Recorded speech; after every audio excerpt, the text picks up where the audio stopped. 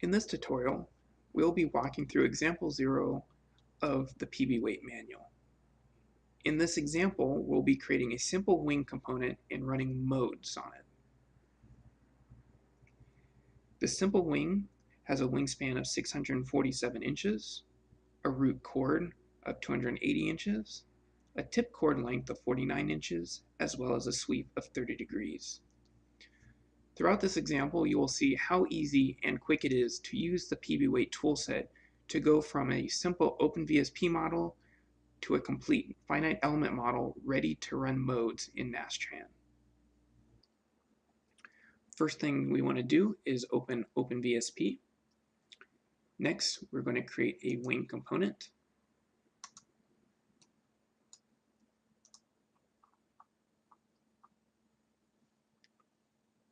Next, we're going to go to the Sections tab.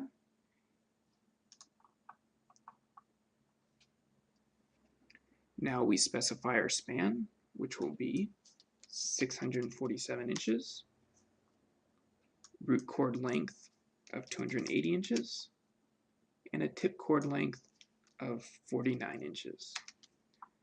The sweep angle is already set at 30 degrees. Now we move over to the Export tab and turn off XZ symmetry.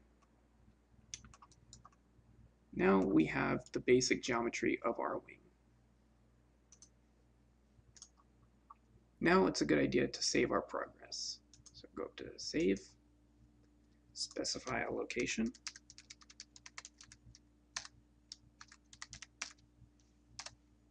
and click Accept.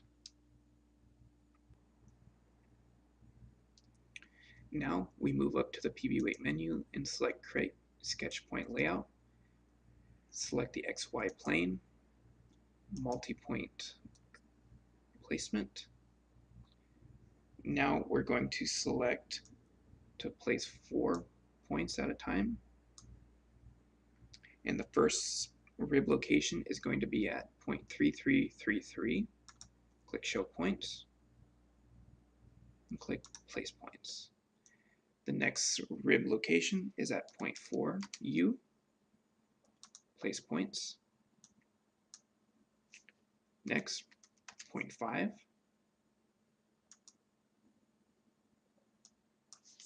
Next is 0.6.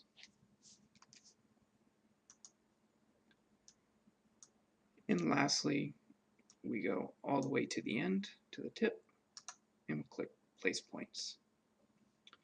Now we have all our points placed. Now it's a good idea to save once again. If we open up this Sketchpoint Layout browser, we can see that all our points have been placed. The next step is to export this to the RapidFilm sketch file editor by going up to PBWeight and clicking Export RFS to Editor. We select the Sketchpoint Layout, and now we specify an export location, which is the same location we saved the VSP file to. Accept, and now we click Export RapidFilm sketch file to Editor.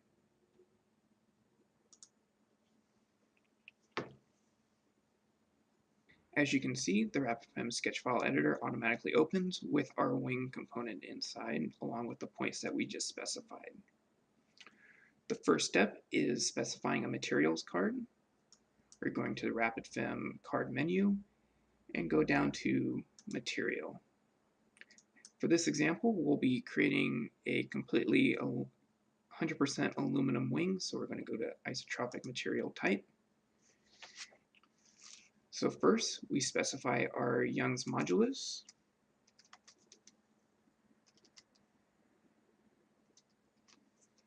Next, our Poisson's ratio.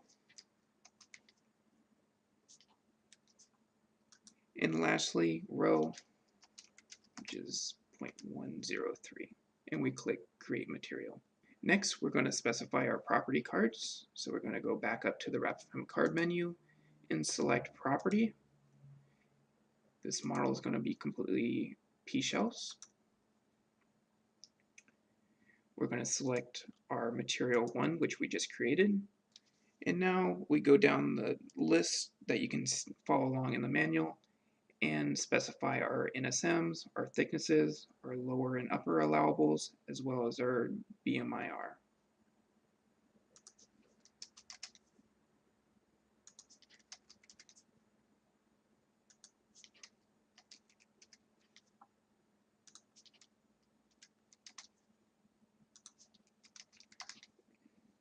Once all the fields are specified, you click Create Prop and move on to the next card.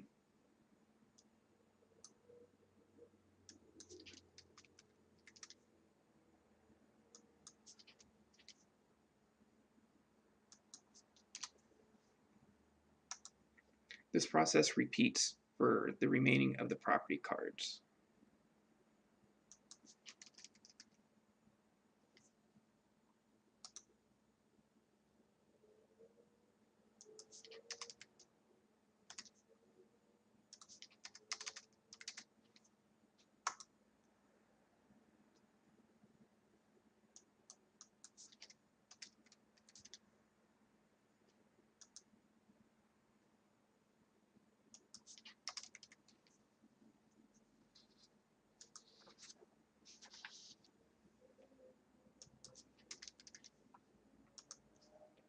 Now that we have all our properties defined, we can go to View Sketch File and see that they have all, in fact, been defined properly. Our next step is to define our ribs and place our ribs on the sketch point layout. So we go up to RapidFM card menu and click Beam. These are what RapidFM uses to define ribs and spars and wing-like components, as well as floors and bulkheads and fuselage-like components. So for all our ribs, we're going to have a property region of 100 selected. And next, we're going to select the beam paver tool, which automatically places beams in between points automatically. So to use this tool, once it's selected, we click our leading edge point, trailing edge point, and the tool has created 3 individual beam cards. And we repeat this process for the remaining ribs.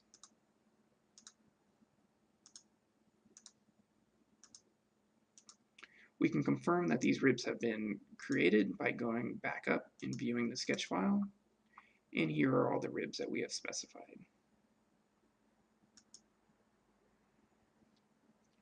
Next, we'll define our spars. So we'll be using the beam card once again, and we're going to change our property region to 101 and select the inboard spars rather. Next, for our outboard spars, we're going to change the property to 102 and select our outboard spars. Now we have properly defined our ribs and spars for this model.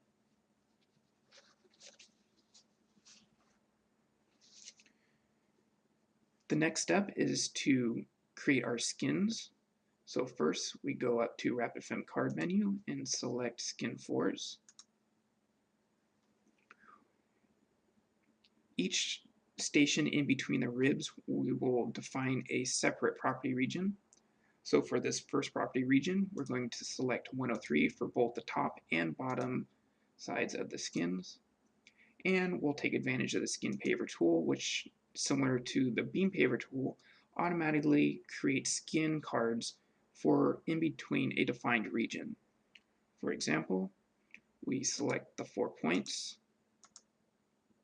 and here the tool has automatically created 3 skin 4s for us. Next, moving on to the next station, we're going to increment our property regions to 104. Once again, select the 4 points for the region, and the skins have been created. It's important to ensure that you select the correct points in order. Whether or not you go clockwise or counterclockwise, it does not matter as long as you stay consistent throughout the model.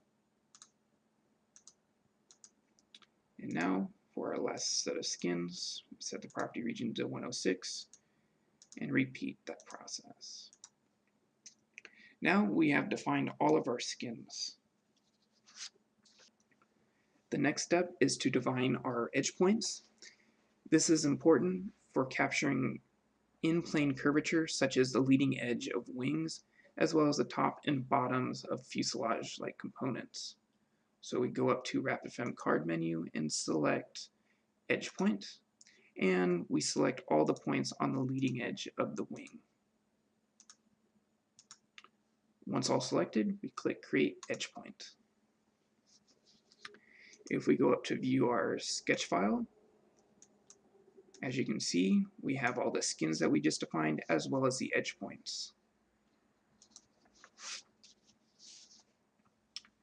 The next card we're going to create is our param cards. By selecting param, we're going to create an A units card for inches, as well as a weight mass. Next, we're going to ensure that our mesh size is properly defined, so we select mesh size from the list of cards, and it's set to a mesh size of 5 with an equivalence tolerance of 0.1. We're going to modify this, and this actually gets automatically generated after we export from OpenVSP. To modify these, like any other card, we go up to Action and select Modify. And for the mesh size, we're going to specify 35 and an equivalence tolerance of 0.61, and we click Modify Mesh Size. Next, we're going to ensure that our node 0 card is specified, and it's currently at 10, which is fine. Next, we're going to ensure that our shell 0 card is properly defined, and this is just saying that one already exists, which is perfect, and it's at 10, so we don't need to modify that. Next, because this simple model, we're going to be running modes, we have to select our analysis. So in the RapidFem card menu, we're going to select Analysis and choose Modes, and click Create Analysis. Next, we're going to define how many modes to run. So we select Modes, and for this example, we're going to go with 10. Create Modes. At this point, our RapidFem sketch file is complete. We can view it once again, ensure that all the cards that we specified are correctly defined and are in there, and now it's ready to run through RapidFem to create a BDF. To run through RapidFem, we go up to the Tools menu, RapidFem, and click Run RapidFem. We're going to select this RFS. If we had multiple RFSs loaded in the editor, they would be displayed here. Now we specify our BDF file output name, winggeom.bdf is fine, and because we defined our equivalence tolerance on the mesh size card, we do not need to define it here. Once this is ready to go, we click RapidFem Run. Now we specify a location where to actually run this. We're going to select our previous directory, select folder, and now it is automatically running RapidFem for us. As you can see in the output directory, we have a RapidFem log, which basically shows you all the outputs from RapidFem, and we can see that there was no errors, and it ran successfully, along with the BDF it produced, and a Patran session file, along with the winggeom structures.bdf. Now we can run Nastran on this.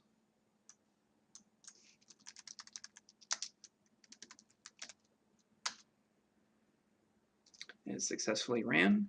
Now we can take advantage of this session file to load in the BDF that we just created, which you can see here. We're going to access our results by selecting winggeom.op2 and clicking OK. Now we can access the results. So our first 6 modes, we have rigid body modes, as you can see.